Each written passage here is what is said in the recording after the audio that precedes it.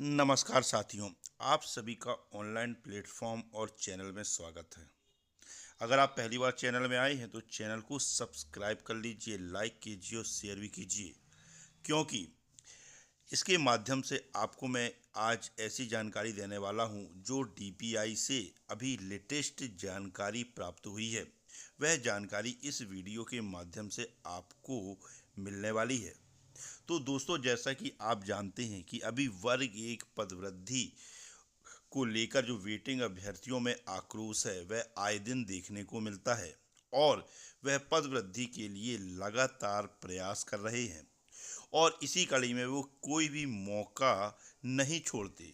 इसलिए कुछ वेटिंग अभ्यर्थी, जैसा कि आप स्क्रीन में देख रहे हैं कि ब्रेकिंग न्यूज़ की तरह सामने निकल कर आ रही है कि वर्ग एक वेटिंग अभ्यर्थियों के लिए बहुत बड़ी खबर है। फिर से डीपीआई गए वेटिंग अभ्यर्थी, रोचक जानकारी निकल कर आई सामने। क्या कहा वहाँ, जरूर सुने। तो अभी जो डीपीआई है, लोक शिक्षण संचालनालय, जहाँ से स्कूल शिक्षा विभाग की जो सभी शिक्षण संबंधी गतिविधियाँ होती हैं वह डीपीआई से ही होती है। तो वहीं से जानकारी लेने के लिए वेटिंग अभ्यर्थी, वेटिंग लिस्ट के बारे में जानकारी लेने के लिए, पदवृद्धि के बारे में जानकारी लेने के लिए वेटिंग अभ्यर्थी अभी एक दो दिन पहले डीपीआई गए हुए थे। तो वहाँ पे क्या जानकारी उनको मिली, यह इस वीडियो के माध्यम से मैं आपको पूरा बताऊंगा। तो आपको सभी को मालूम है कि जो वर्ग एक चयन परीक्षा 2023 हुई है उसकी जो मेरिट अभ्यर्थियों की जो चयन सूची है, ये नियुक्ति पत्र है, वो जारी हो चुकी हैं। और आपको ये मालूम है कि लगभग 3300 लोगों का डॉक्यूमेंट वेरिफिकेशन हुआ था और 2901 को ज्वाइनिंग दी गई। अब सोचिए आप कि 8720 पदों पर भर्ती निकली और 3300 का लगभग डॉक्यूमेंट वेरिफिकेशन हुआ और ज्वाइनिंग 2901 को दी गई। अब आप समझ सकते हैं कि डीपीआई ने कितने लोगों को नियुक्ति पत्र जारी किए हैं। अब आप देखिए कि वहाँ पे जब वेटिंग अभ्यर्थी डीपीआई गए, जो मैं आपको बताने वाला हूँ कि जब वेटिंग अभ्यर्थी डीपीआई गए तो वहाँ पे उनको कुछ अलग ही नज़र आया, क्योंकि जब भी वेटिंग अभ्यर्थी डीपीआई जाते थे तो उनसे ना सीधे बात की जाती थी और या तो अंदर ही नहीं जाने दिया जाता था या तो कोई भी अधिकारी मिलता ही नहीं था। अब आपको बता दूं, लेकिन इस बार जो वेटिंग अभ्यर्थी डीपीआई गए थे उन्होंने बताया कि उन्हें अंदर भी जाने दिया और अधिकारियों से मुलाकात भी उनकी हुई।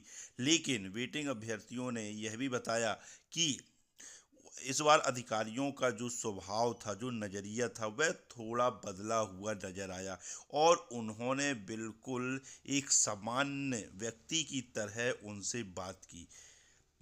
और जब वेटिंग अभ्यर्थियों ने यह उनसे पूछा कि वेटिंग लिस्ट, क्योंकि जो मेरिट अभ्यर्थियों की जो नियुक्ति पत्र जारी हो चुके हैं तो अब नंबर वेटिंग अभ्यर्थियों का है जो वेटिंग में है, तो वेटिंग सूची कब तक जारी होगी और कितने पदों पर जारी होगी, यह उन्होंने जानकारी वहाँ से ली। तो जो वहाँ के अधिकारियों, जो डीपीआई के अधिकारी थे, उनका यही कहना था कि बहुत ही जल्द आपकी वेटिंग जो सूची है वह जारी हो जाएगी। अब कितने लोगों की वेटिंग सूची जारी होगी इसके बारे में उन्होंने नहीं बताया। उन्होंने यही कहा कि जब भी सूची जारी होगी आपकी, बिल्कुल आप उसमें टीआरसी पोर्टल में और एजुकेशन पोर्टल पे आप चेक करते रहिए, कभी भी आपकी ये जारी हो सकती है। उस पर काम चल रहा है, वेटिंग सूची पर काम चल रहा है और उस पर आपकी सूची कभी भी जारी हो सकती है। यह उनके द्वारा जानकारी दी गई और कब तक जारी होगी यह बताना संभव नहीं है, लेकिन जारी हो जाएगी, यह उन्होंने बताया। और जब पदवृद्धि के बारे में पूछा तो उनका बदला रुख समझ में आया। स्वभाव से भी अधिकारी नरम नज़र आए और उन्होंने एक अच्छे तरीके से वेटिंग अभ्यर्थियों से बातचीत की। तो जब पदवृद्धि के बारे में वेटिंग अभ्यर्थियों ने अधिकारियों से पूछा, तो उन्होंने इसके पहले बिल्कुल सामान्य जवाब दिया कि इस पर कुछ भी नहीं कहा जा सकता है। यह उन्होंने कहा कि इस पर हम कुछ भी नहीं बोल सकते हैं। लेकिन इसके पहले जब वेटिंग अभ्यर्थी डीपीआई की किसी भी अधिकारी से या बल्लभ भवन के शिक्षा विभाग से जुड़े किसी भी अधिकारी से पदवृद्धि के बारे में पूछते थे, तो वे सीधे मना करते थे, नहीं, किसी प्रकार की पदवृद्धि नहीं होगी, क्योंकि हमारे पास पद ही नहीं है। सीधा बोलते थे। लेकिन इस बार उन्होंने यह बिल्कुल भी नहीं बोला। उन्होंने साफ बोला कि इस पर हम कुछ भी नहीं कह सकते ना, कि इस पर क्या काम चल रहा है, क्या चल रहा है, इस पर उन्होंने कोई भी जानकारी देने से मना कर दिया। यानी इसका मतलब है अपने आंदोलन जो लगातार वेटिंग अभ्यर्थियों द्वारा, चाहे वह ट्विटर के माध्यम से हो, चाहे धरातल में आंदोलन के माध्यम से हो, जो पदवृद्धि की लगातार आवाज़ उठाई जा रही है, उसका ही असर है। नहीं तो पहले तो डीपीआई के जो अधिकारी थे वो सीधे बोलते थे पद ही नहीं है, कोई पदवृद्धि नहीं होगी, सीधा बोल देते थे। लेकिन इस बार उन्होंने इस पर बोलने से बिल्कुल भी मना कर दिया कि इस पर ना उनने नकारात्मक जवाब दिया और न सकारात्मक जवाब दिया, है ना। तो बिल्कुल यह आपके आंदोलन का ही असर हो सकता है, बिल्कुल, कि उन्होंने अपने स्वभाव को नरम किया और अब वो बिल्कुल नकारात्मक नहीं। तो पहले तो कोई भी वेटिंग अभ्यर्थी या कोई भी अभ्यर्थी आता था, पदवृद्धि की बात करता था, तो वो सीधे मना करते थे कि पद ही नहीं है तो कैसे पदवृद्धि होगी, कोई पदवृद्धि नहीं होगी, सीधा बोलते थे। लेकिन इस बार उन्होंने ऐसा नहीं बोला।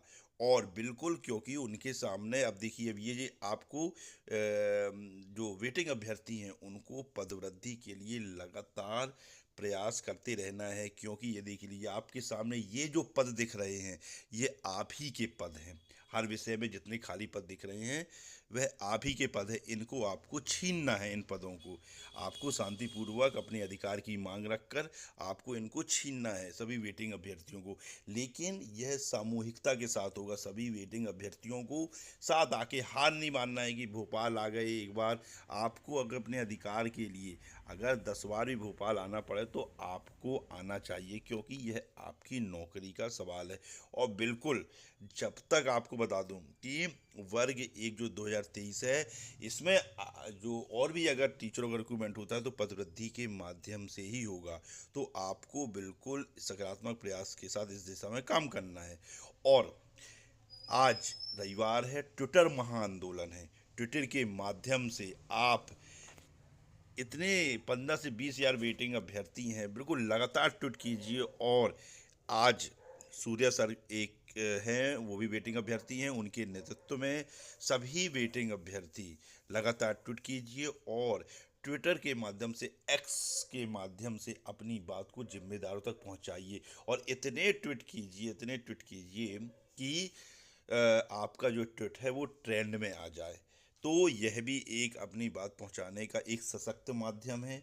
तो इसमें भी सभी भागीदारी के साथ, है ना, अपनी जिम्मेदारी के साथ इसको करें, जिससे कि आपकी जो बात है वह जिम्मेदारों तक पहुंच सके।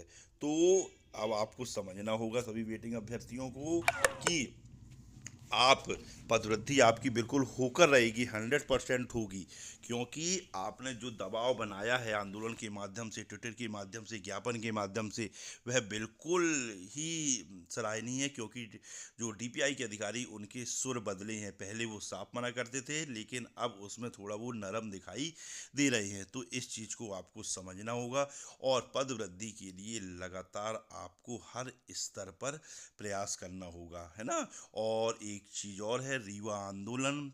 जो उप मुख्यमंत्री हैं राजेंद्र शुक्ला जी, वो रीवा से आते हैं, तो एक उनको अपनी मांग से अवगत कराने के लिए, है ना, रीवा आंदोलन, उनके आवास का घेराव वेटिंग अभ्यर्थियों द्वारा। घेराव का मतलब ये है कि उन तक अपनी बात को पहुंचाना अच्छे तरीके से, उनसे मिलना, है ना, उप मुख्यमंत्री से, जिससे कि और उनको अपनी समस्या से अवगत कराना कि हमारी मांग न्याय संगत है और इसको हम लेकर रहेंगे, है ना। और आप इसमें पदवृद्धि कीजिए। अगर यह वीडियो अच्छा लगा हो तो चैनल को सब्सक्राइब कीजिए।